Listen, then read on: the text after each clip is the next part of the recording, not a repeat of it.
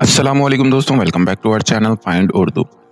Confidentiality کا مطلب ہے رازداری، خفیہ پن۔ کانفیڈینشیلٹی کا مطلب ہے کسی معلومات کو راز رکھنا اور اسے دوسروں کے سامنے ظاہر نہ کرنا۔ یہ لفظ زیادہ تر پروفیشنل اور لیگل ماحول میں یوز ہوتا ہے، جیسے ڈاکیومنٹس یا کلائنٹ انفارمیشن کے لیے۔ Doctors must respect the confidentiality of patient record۔ Doctors کو مریضوں کے ریکارڈ کی رازداری کا خیال رکھنا چاہیے۔ تو دوستو، کانفیڈینشیلٹی کا مطلب ہے راز رکھنا اور خفیہ معلومات کو محفوظ رکھنا۔